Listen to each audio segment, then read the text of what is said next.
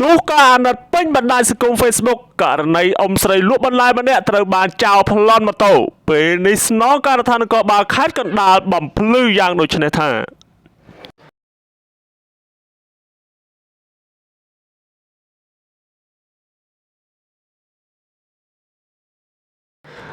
នៅថ្ងៃទី30ខែមករាឆ្នាំ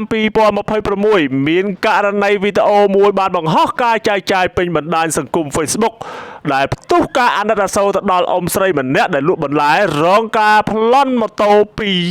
ជនល្មើសដែលមានចំនួនគ្នា2នាក់ដោយយកទៅលើកាមេរ៉ាសវត្ថិភាពតាក់ទងនឹងសកម្មភាពក្រុមចោរប្លន់ដែលមានគ្នា2នាក់នោះគឺបានធ្វើសកម្មភាពប្លន់ម៉ូតូទៅលើអ៊ំស្រីចំណាស់ម្នាក់ដែលដឹកបន្លែយកទៅលក់នៅតាមផ្លូវជាតិលេខ2នៅជិតវត្តវិហារបិទមាសនៅក្នុងភូមិព្រែកស្លែងឃុំព្រែកស្លែងស្រុកកណ្ដាលស្ទឹងខេត្តកណ្ដាល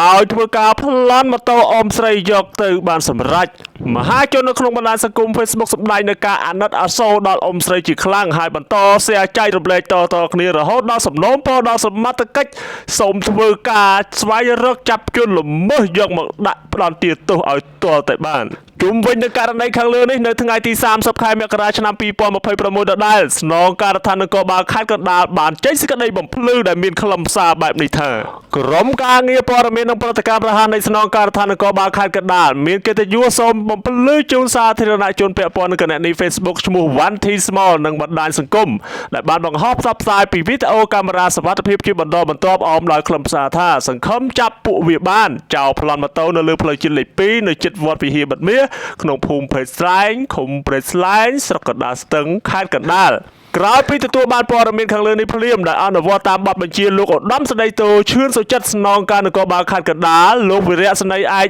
លេងសុករុន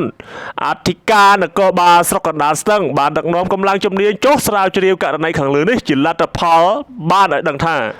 មានករណីវាយយកម៉ូតូពិតមែននៅថ្ងៃទី30ខែមករាឆ្នាំ2026ដែលក្នុងនោះជនរងគ្រោះមានឈ្មោះថាជាចម្រើនភេទស្រីអាយុ54ឆ្នាំរស់នៅភូមិចំបាក់ឃុំស្រៀមរៀបស្រុកកណ្ដាលស្ទឹងខេត្តកណ្ដាលមុខរបរគឺជាកសិករនៅក្នុងសេចក្តីបំភ្លឺបានបន្តទៀតថាករណីនេះកម្លាំងជំនាញពាក់ព័ន្ធសហការជាមួយនឹងកម្លាំងប៉ុស្តិ៍នគរបាលរដ្ឋបាលទាំង18បាននឹងកំពុងយកចិត្តទុកដាក់ស្រាវជ្រាវស៊ើបអង្កេតនិងឆែកកាមេរ៉ាសវត្ថិភាពកំណត់អត្តសញ្ញាណជនសង្ស័យទៅតាមនីតិវិធីអាស្រ័យហេតុនេះសូមសាធារណជននិងបណ្ដាញសង្គមមេតាជ្រាបជាព័ត៌មានតើតើនឹងករណីខាងលើពិតជាអាសូរខ្លាំងណាស់ឬសម្រែកអ៊ំស្រីស្រែកថាម្ចាស់ផ្ទះអើយជួយខ្ញុំផងម្ដាយគេម្ដាយយើងមើលវីដេអូនេះហើយគឺសង្វាចអ្នកមីងខ្លាំងមែនទែនប៉ុន្តែអ្វីដែលគួរឲ្យភ្ញាក់ផ្អើលនៅថ្ងៃដដែលនោះគ្រោះខ្លាយជាលៀបអ៊ំស្រីត្រូវបានសប្បុរសជនជាច្រើនបានឧបត្ថម្ភម៉ូតូជាបន្តបន្ទាប់រួមនឹងទឹកប្រាក់មួយចំនួនទៀតផងដែរ